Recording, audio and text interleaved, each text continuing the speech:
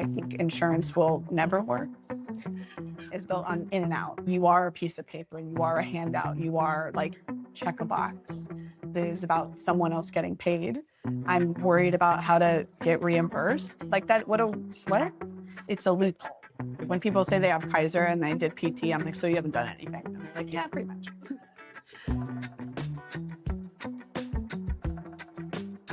So my name is Dr. Lindsay Stephens, and I am the owner of Motus Clinic. I'm a chiropractor, but mostly movement, sports, rehab oriented. I've been practicing at my practice for 10 years now, which is crazy. We do also corporate wellness work and work with a spectrum of different people in the Bay Area. I'm Debbie, and I've been doing Chinese medicine for 17 years, working in big international hospitals and with different departments. Most of my patients are pain management patients, postpartum care, internal medicine, insomnia, and also some pediatrics. With kids that have osteo conditions, the kids will refer to me, so I treat them as well.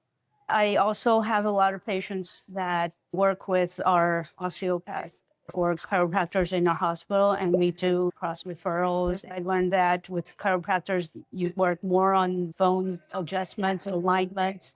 With us, what I do is a lot of relaxing the muscles. When I started out, I worked at a hospital, and that integration, I think, is like, it's fed a lot how I practice now because of that, seeing kind of everybody has their role or their place and how that kind of can work together and how you have better outcomes when you're able to address the spectrum. And that helped as well. And Yeah. you also, you dance and... Yeah. I mean, I think as a kid, my dad was very like about activity. So I grew up loving movement, like I danced, soccer, swimming, all those things. And so it was like, as I got older, it was like, what am I going to do with my life? And so I love trying new things, and all the stuff you're talking about is partly what's made me successful, because I don't really take one approach, right? When someone comes in, for me, I could do barbell training with you, or I could do functional training, or maybe you're doing strength stuff through yoga because you're starting at a lower weight. Or maybe you are stronger, but you need more flexibility. So I have this option of a lot of things to pull from. And I think that helps because you're able to meet somebody where they're at and help guide them to where they want to go. Yeah, that's pretty much what I was doing as well. Like with the more traditional TCM doctors in China, they're really strict on, don't do those movements, don't exercise too much, don't sweat too much. It's gonna lose your chi or something, and they'll tell them to do Tai Chi. Tai Chi is good, but it's not for everyone. Some people want to do workouts to build their muscles, to build their strength. It's the best way is like feeling it yourself, because then you can really understand that process. Yeah. So like also because of trying different diets, losing weight, and patients coming in for like weight control or like for stress relief and a lot of things I've been trying. I think people right now want to explore a lot and know what works for them. That personalization. I think that's where in the US insurance will never work. It's not built on personally, it's built on in and out, and you are a piece of paper, you are a handout, you are like check a box. There's no way for that system to work because it is about someone else getting paid. It's not about the outcome for the patient.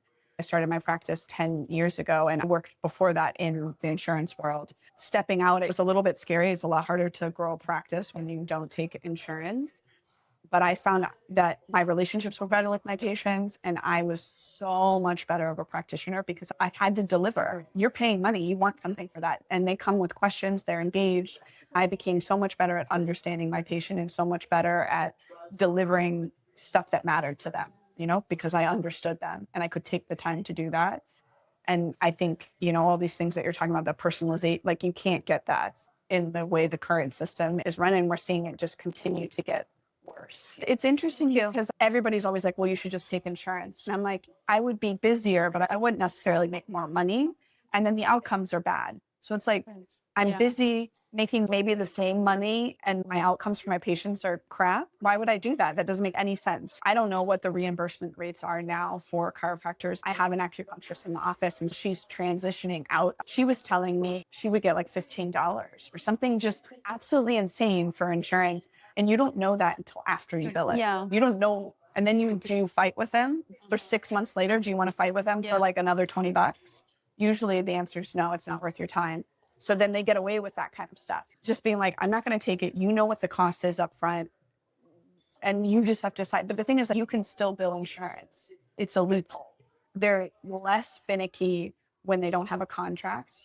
When the patient is the one they have to interact with, they're still not great, but they're better. When they deal with the practitioners, they seem to care a lot less than when they deal with the patient directly. Because I try to ask my friends about getting insurance, and they say it's all different, and with different states, it's also different. They never gave me an exact number, but it's like between 40 something, less than 100. How are you supposed to survive when you have no idea what the number is? Yeah. And I don't know. how people don't fight with that. They make it so hard and exhausting. What we tell patients, like, we'll tell them, like, if you want to send us the insurance and you've never done that before to get reimbursed, they will kick it back every time. The first time, this is their opportunity to make this seem too hard that you don't want to deal with. And it's a way for them to not have to pay. So it's like you start to learn the game and you say the right words. It's so much wasted time. Now I'm spending time on this. I'm not thinking about the fact that, like, hey, this one thing's not progressing in the way that I like it. Instead of spending time figuring out maybe a better solution, I'm worried about how to get reimbursed. Like that, I should have already gotten paid for my time. Anybody running a business would never run a business like that. But somehow this is okay. That doesn't make It's fine, sense. shocking. I'm sure you've experienced this. A lot of the people I end up seeing have been in the system for a while and they're like, nothing's working. And I'm like, it's not that nothing's working. It's that no one's looking at you as an individual and saying your stress level is high. You have some mobility issues. You also have a strength discrepancy, like understanding that there are maybe 4 or 5 things that are contributing as opposed to just one. Hard to navigate that when you're in and out really quickly with a doctor and you're not seeing the same person every time you go. I find it strange that we even have this system, but it's definitely going to get worse. I'm launching my new corporate program and I've talked to a couple of CEOs. Most of them are telling me that their coverage increased by 14 or 15% this year, and it's going to go up by more next year. So I think in 2026, it's probably going to go up like at least that, if not double. After pandemic, the insurance policies have been really tight in China as well.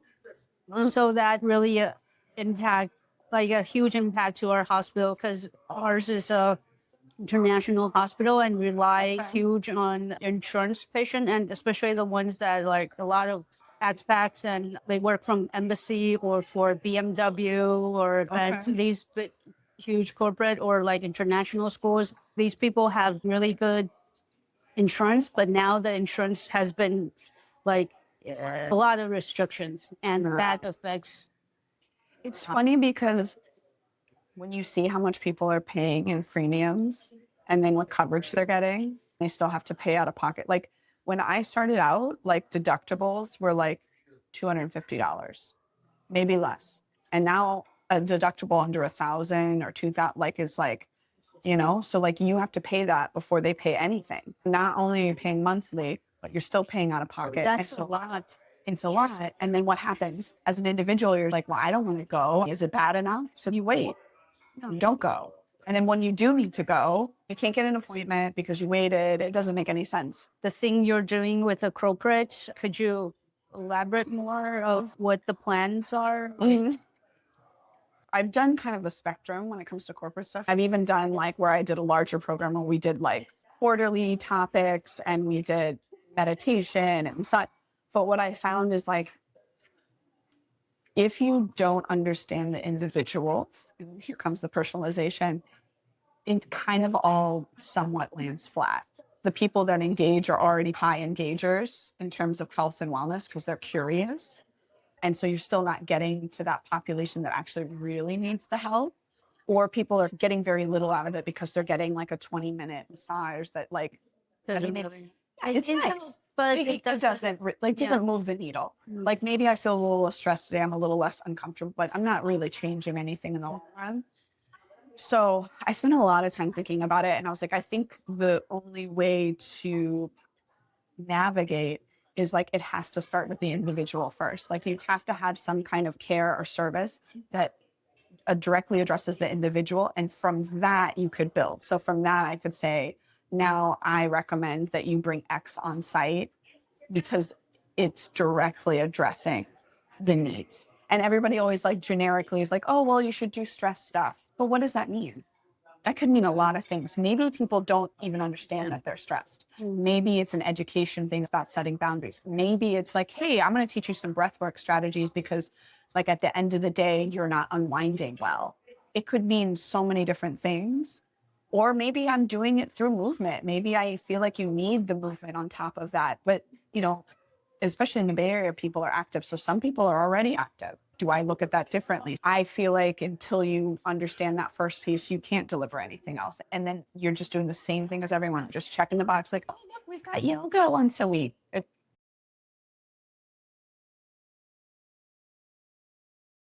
You help the corporate, like Basically, they give the employees kind of like a wellness stipend, right? Each employee gets X amount of dollars that they can spend in the clinic. And in the clinic, you can do massage, you can do chiro, you can do physical rehab. You can do more of the like coaching aspect, right? You choose. Depends on what they really need. And once they come in, begins the education, us starting to understand your employee populations. And then from that, like based on their spends, we set aside a certain amount of money that is for free on-site stuff. So they don't need to pay extra. It's all wrapped into one. You go on site and you say, okay, based off of this is what we should do. Here's what I'm proposing. So you got all this free stuff. Here's what I think we should start with. And then now we're being uber specific and not, well, always are going to understand the employee population because they always have access to it. And also, what are the things that people suffer from in terms of like corporate stuff? When companies like absenteeism and productivity, what is it? It's musculoskeletal stuff, ergonomics, stress management. Those are the things. And that's what we do. So why would you, if you're saying you're going to help your employees, why wouldn't you provide the thing that's actually causing most of the service, right? And then now that's the gateway for someone being more engaged, more active, better literacy about themselves, and less likely for the chronic things, right? The metabolic disorder and all of that stuff. Because what are the treatments for those? Exercise, but I'm not going to be exercising if I don't feel good. To me, it's like the simplest kind of combines everything, but it's not the way people think about it. So it was a little bit of a hurdle trying to get people to break out of this, oh, you just need to provide better health insurance. You're pushing them back into a broken system. I don't really care if you make it so that their deductible is lower. The system doesn't work. I see people that go to Stanford. I see people that even go to on-site clinics that are insurance-based, and the experience is nicer, but they're still coming to me because they're still not getting the personalization. It's still through insurance. The way we do the packages, so we have packages that are discounts. So people like say, okay, I want 8, 13, 20, whatever, depending on what they have going on. And it's all interchangeable. A follow-up with me and 1 hour with massage is the same. I can choose what I need. When we say, hey, it might be good for you to get a massage. You've been like super stressed. We're doing spot work around the low back, but you have overall tension. I'm going to talk to the therapist. You go do that. Or we have this nagging elbow injury and I think some deep tissue stuff. I want some deep dry needling to be done. Go see the acupuncturist. If I say that, they're not like, well, she's just trying to get me to pay for something else. They're not thinking, I've already paid for sessions. So now I know that I actually this is valuable for me. It removes so many barriers, and then people are like, their minds are open, they're learning, they're seeing the results, and they're happy. They don't need to say no every time when you're having them do anything. Because they've already committed. They're like, I want to get better, or I want help. And then, that's really a smart idea. I don't know the history of the American healthcare system. How did every practitioner, they have their own clinic and not working together? I mean, kind of, I think a lot of people were like, I'm going to go see a chiropractor, or I'm going to go see an acupuncturist, or I'm going to go see my primary care. It was very siloed. But now the longer we're practicing, the more everything's overlapped. They're not really separate. You can start wherever you want. I started with this. I had a lot of pain. I was working with acupuncture. I feel better, but now I want to do more activity and I scale that. Now I need a little bit more exercise help. If they don't work together, that's where people get lost the worst. That's also why, like in Beijing, I know where my peoples are, like who to send, and then who will refer to me. I think this is the opportunity now to kind of not rebuild from scratch, but rebuild the community in a more thoughtful way because it's of necessity. And I think that's good for the Bay Area and San Francisco. If we have those communities and those people that we can lean on, and it's better for everyone. I have all these ideas. Of course, I don't have time for any of them, but I would love to create a network, pre-approved people within this network. When you go to them, like we already have a system for how we communicate with one another and do the referrals. And like, you don't have to worry about vetting them. Like, is this a good acupuncturist? Is this a good chiropractor? But that takes time to like actually understand how people work and have some kind of like process of like vetting. Because there's a lot of people that are not great. I think as soon as they are in the insurance world, I don't get the level of communication that I would get from someone who's not. Because they don't have the time and they're not going to be as nerdy about the patient as someone else would. Yeah, the hospital I used to work in, because it's pretty much like concierge. We do a lot of work on patients. Pretty much all of my cases, I spend an hour with them. And we have a postpartum care, like a whole 2 floors for these moms. And because we have a small team there, we have the OB/GYN doctor there, we have kids doctor, we have nutritionists, we have like physiotherapists, and we all work in the same office whenever, and also our concierge of this whole thing. So everyone that's coming in, she'll be the one to greet them and know her condition after birth, and we'll know from like the OB/GYN doctor will tell us, okay, her birth was like she had a C-section, she has leg pain, back pain, or whatever, rashes. And then we'll think of who can help her with blood. How do we approach it? And we'll go to her room and check her up. And then we go every week. But if she needs us, she'll ask us to check her out or her baby. That is what teams should work out. 100%. Yeah. No, I love that. Are you just doing a private practice now, or are you working still in that kind of setting? No, now it's just a private practice. Unless you're in Kaiser, but even in Kaiser, I heard it's... Don't do Kaiser. I heard it's still terrible. I asked like in UCSF or Kaiser. I think it's like there's a lot of restrictions, and it's not like the freedom I have in Beijing. Like in Beijing, I'm as same status as a doctor, but here I'm just an acupuncturist. You need to be referred. Kaiser's really hard. Yeah, and notoriously when it comes to musculoskeletal care is bad. Oh, really? It's very bad. No, it's awful. Actually, when people say they have Kaiser and they did PT, I'm like, so you haven't done anything? And they're like, yeah, pretty much. Honestly, I love what you're saying. That makes me really excited. And that's the kind of collaboration we need to be doing. My first place that I worked was at a hospital. I worked in different departments. It was kind of an internship or residency, whatever you want to call it. And I've just craved that ever since. After that, I worked field work with a football team and stuff. And I was like, this isn't for me. And then I worked at a clinic that had, medical doctors and chiropractors, physical therapists. And I was like, oh, I like this. I like the collaborative, like, hey, now can you step in because we have X, Y, and Z. I went into my own practice and I was still taking insurance, so it was limited. Finding people capable of doing that kind of collaboration is hard. I know. Because people are kind of stuck in how they view things. I think the ability to collaborate is hard for people, especially if you've not done it before in that way. I think I'm lucky because my training, my whole practice background is so different. I graduated and then my first job was I work on a cruise ship and in the spa because acupuncturists on the ships are in the spa, not in the medical team, which is good because it's fun.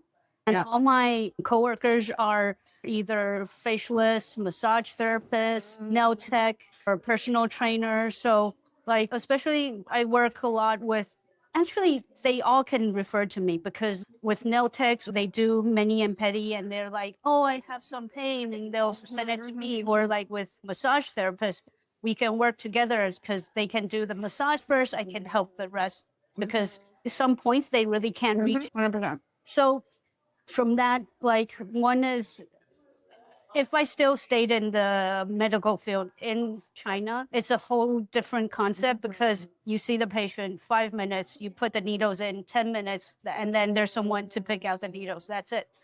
But on the ship, you need to be very thoughtful. You do the whole, hi, how are you doing? Everything, Yeah. blah, blah, blah. Relationship building. And you need to impress them within just a whole itinerary, like Yeah. 7 days, 10 days. And you Yeah. need to build a connection within that 10 days. And you need to do over and over again. So I get a lot of practice during working on a ship, know how to collab with my coworkers. They don't really know much in medicine. Whatever they don't know, they'll send it to me. I think the hardest cases I've treated are mostly on the ship. That's interesting. That was when I was fresh out of school. I think I grew a lot in those 2 years. But after that, I went back to Beijing. The first 5 years was in the clinic, mostly working by myself and other acupuncturists. But I like working in the hospital afterwards. It's more like what I just said, working with different departments. Yep. During the pandemic, we do a lot of short clips and talks with, like, me and another doctor would talk about seasonal allergies. And they'll know, like, for kids, how do we solve these? Or with breast cancer, we'll have the doctor talking about how the breast cancers are, and now talk about how we treat surgery or chemotherapy. How do we treat that with Chinese medicine? Yeah. So we have a lot of collaboration in the hospital. And that's why I like to do that with other practitioners. Yeah, but you have to have that experience, right? Because it's different. Yes. The way you then treat the patient becomes different. And the way you talk to the provider, it's all a little bit different than just referring someone to someone else. Yeah. And then, we'll cross your fingers. No, I love that. It's rare. I love what you're saying. And that's ultimately, what I've been looking for more providers. And this is things like, because we have stays and I've tried a few times to bring people in and I'm always disappointed. I should go work for you then. Come on over. Honestly, a lot of work that I've been doing now is trying to get this corporate stuff off the ground, push a little bit harder in expanding the team so that we have people who have different viewpoints. Because as much as I try to keep my mind open, there are times when you can be blind looking at someone just as much as the next person. I think I would cut back on the volume of patients because when I was taking insurance, I was probably seeing like on a day, like on a slow day would be like 15 and on a busy day, like 30, which was absolutely insane. Like, I don't know how I got anything done. So now a busy day is like 9 people. So it's much, much less, but because I spend so much time with them and I'm so invested, it still requires a lot of energy from me. So I would want to have less volume of patients. And I do actually really enjoy the bit of like the collaboration and the intellectual part of problem solving on another scale, which is why I also like understanding a population and building from that. I'd like to be doing more of that kind of stuff and almost like gets a little bit consulty, I think I've got to build into that. So yeah, but right now, the main person that I work with regularly is our massage therapist. I do a lot of training stuff with him and I really enjoy that because he has a viewpoint. I have a viewpoint. We also have another massage therapist we used to work with that works with him as well. And he's like, I like asking the same case to both of you guys because you have a different viewpoint, but it all kind of circles around and it's helping him start to think that way. And yeah, so I like that kind of stuff. So like what you're talking about is good stuff, but again, just you don't see it as often, everybody kind of gets into their little silo. Yeah, I think even when I was working in the clinic, we're all TCM doctors, but we still talk a lot because we're friends from college. Once in a while, we'll have lunch or dinner together and he'll talk about having this patient and having some difficulties, can find like how to solve it. And he'll be like, do you want to treat him? And I'm like, yeah, and send him over. And then I have someone who's like, this is more his specialty, I'll send it to him. Yeah. Or I'm out of town, I'll send this person. After I left, I had some patients asking me, who do I go to? when you're Yeah. gone? It's like, I hate okay, that question. I feel so bad. I know. And they're like, I'll send you, like, for this, you could go to him, you could go to her. And that's another thing, finding the network beyond like your area, especially in the Bay Area, because people come and go a lot. I think that's a product of the style, right? We spend more time with them. They're invested just as much as we are. In order for me to provide that kind of care, I do have to understand. I need to know why it didn't work or why things aren't working. Finding out how they think, what their home life is like, or if they're happy at work matters. And it gets to a point where in the room, it looks like I'm hanging out with my friend because I know, can I be harsh with this person and be like, Sally, I told you this 3 times? Or can I be like, okay, so it's not resonating. So how do we need to look at this differently so that we can make momentum? I can talk to them differently.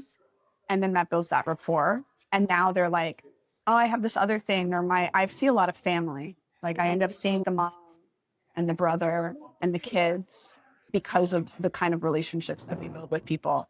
I'm proud of that. It feels good. Yeah. It feels more the community style that we need. They see you as family as well. Why wouldn't you have that kind of relationship with the people that you're working with? Because if I'm actually going to help you, I have to know you. My advice changes. I could have 2 people with back pain that come in and both of them have disc issues. One person, maybe I'm worried about the stress management portion, and I think that's going to bring the pain down faster. The other person, I'm like, okay, you're fairly active. I think we have a strength discrepancy that we need to deal with. Like understanding that, okay, maybe that person I'm going to give strength to has an issue with overdoing it. So I'm going to talk to them a little bit differently, and I'm going to be much more explicit. Like, do not do more than I say. Or if you're going to do this, here's the parameters. All of those little details. You need to know. Yes, it matters. As opposed to just, okay, yes, if I open up a textbook and it says someone has disc pain, they should be doing these things. Sure, that's a starting point, but where are the nuances? True. Right? And I'm not limited. I don't then have to say, oh, I'm not going to do X, Y, or Z because the insurance is going to be like, no, let's do it. I think that's the only way we solve the problem, I guess. Yeah, thanks for inviting me. This was nice. It's really nice meeting you. Yeah, it was nice meeting you guys as well. Love to see you guys' space, and also welcome to come over and check out our location as well.